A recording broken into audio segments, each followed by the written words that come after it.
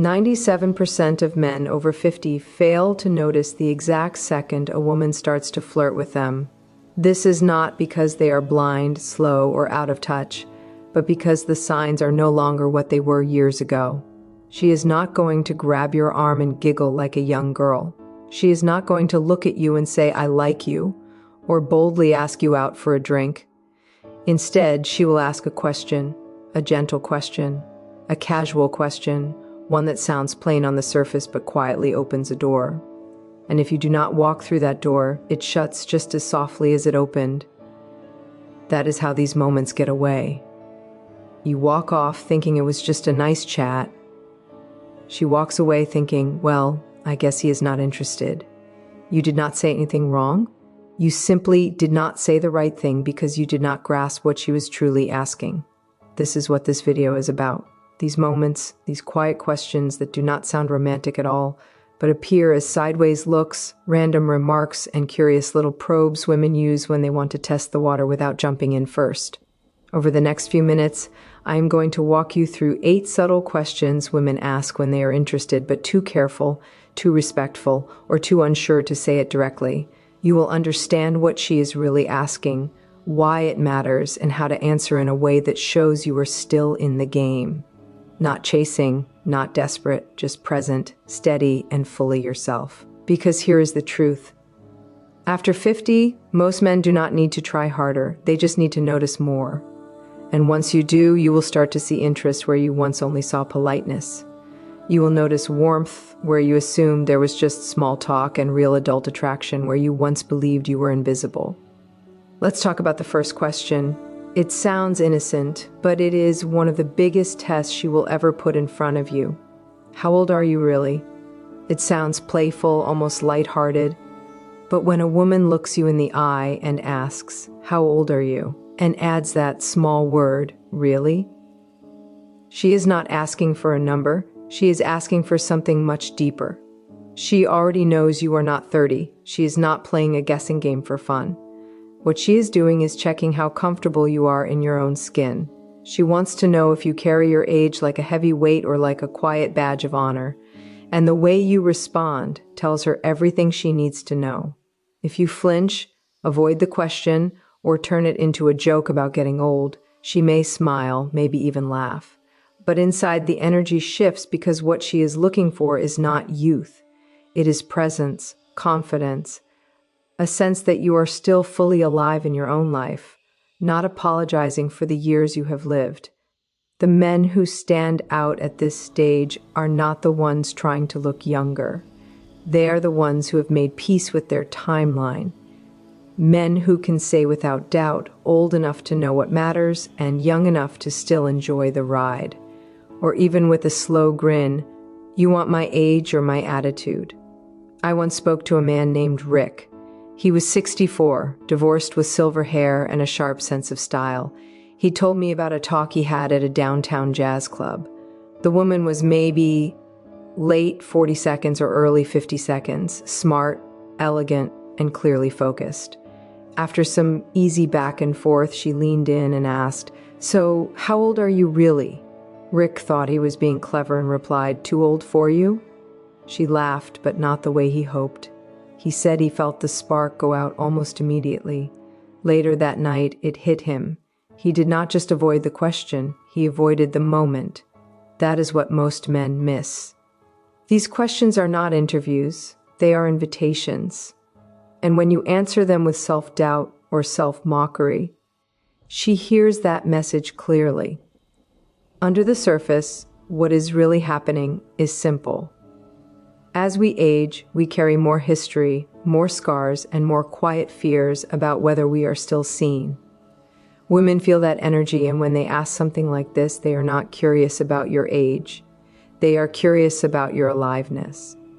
So the next time a woman asks how old you are, do not reach for the punchline. Do not treat it like a trap. Treat it like a door. Because if she is asking, she is already thinking maybe. And your answer decides whether that door stays open. Another question that catches many men off guard is this one. Why aren't you married?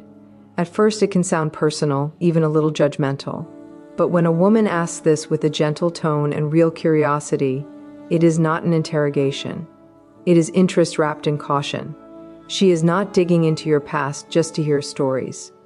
What she is really asking is, are you emotionally available now? Is there room in your life for someone like me? This is where many good men stumble. Some launch into their whole romantic history, talking about divorce, heartbreak, and disappointment.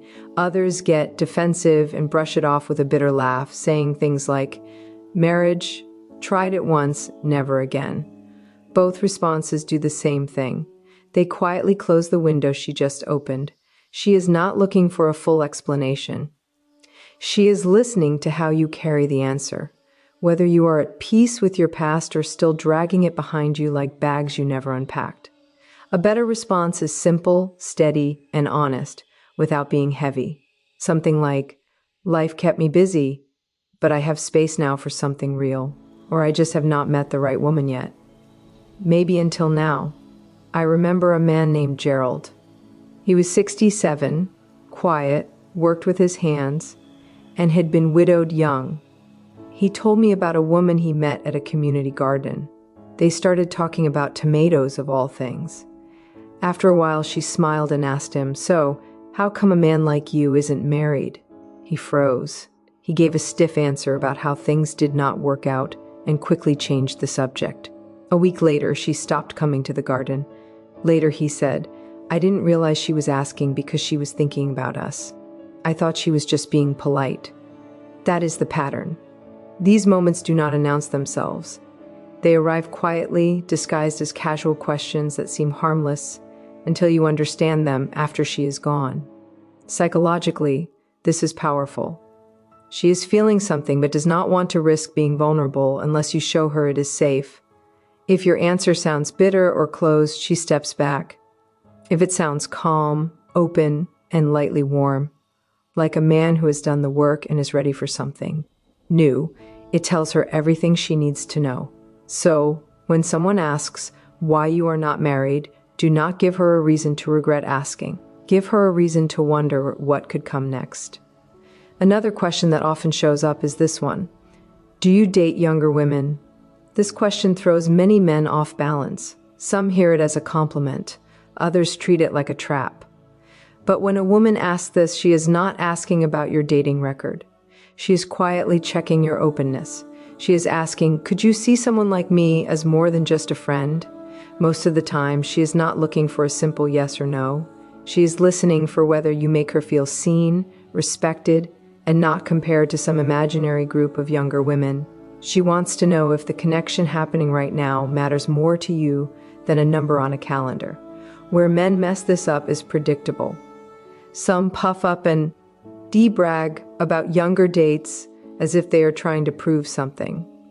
Others shut it down by saying, "I'm way too old for you," cutting off the possibility before she even finishes the thought.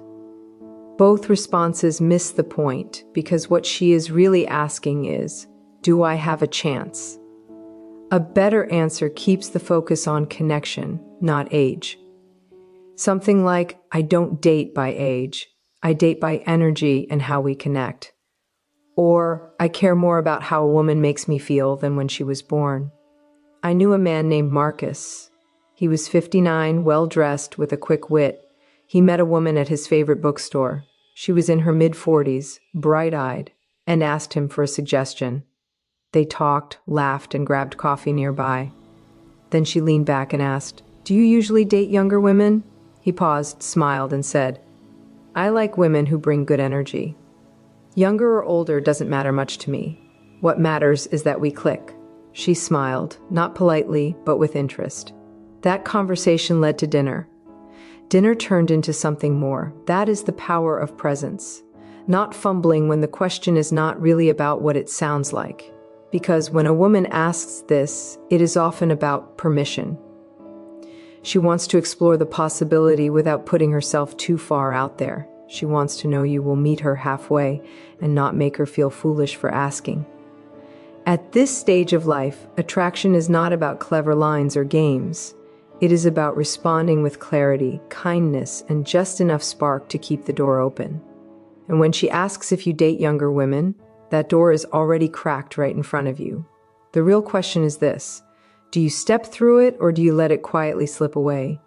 This may sound casual, almost like small talk, but when a woman asks, "What kind of woman do you usually go for?" she is not just being curious, she is comparing, weighing, and checking to see if she fits the picture you carry in your mind. This is not about building a list. It is about seeing whether she has a chance to be that woman. Here is the mistake many men make. They take the question too literally and start listing traits. Someone athletic, adventurous, tall, brunette, likes golf, enjoys travel, like they are reading an order off a menu. What they fail to understand is that in that moment she is watching very closely. She is listening not only to the words you choose, but to what your answer reveals about how you view women. She wants to know if you are stuck chasing an image or if you are open to a real connection. She wants to know if you have grown or if you are still chasing a dream that stopped making sense years ago. The better move is this: speak about qualities that matter, qualities that could easily live inside the woman sitting across from you. Try something like, "I like women who are thoughtful, curious, and able to laugh even when the day is hard."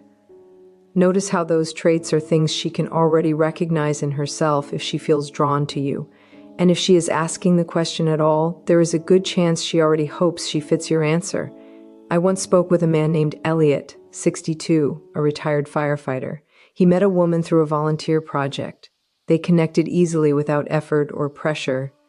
One afternoon, while painting a fence side by side, she asked him, "So, what kind of woman do you usually go for?" Without overthinking it, he said, "I guess I like someone calm, someone who makes a place feel peaceful just by being there."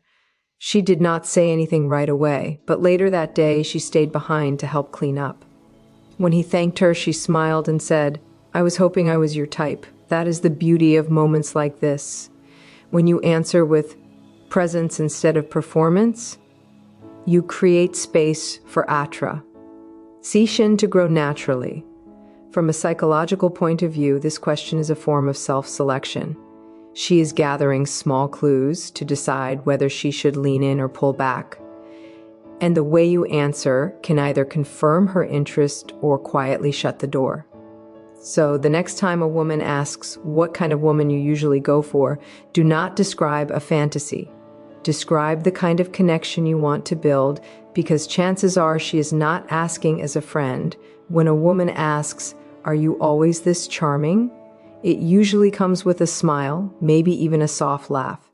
It sounds like a compliment, but it carries more weight than most men realize. She is doing two things at once. She is acknowledging the spark she feels, and she is testing how you will handle it. This is one of those rare moments when attraction rises right to the surface. Gentle but clear.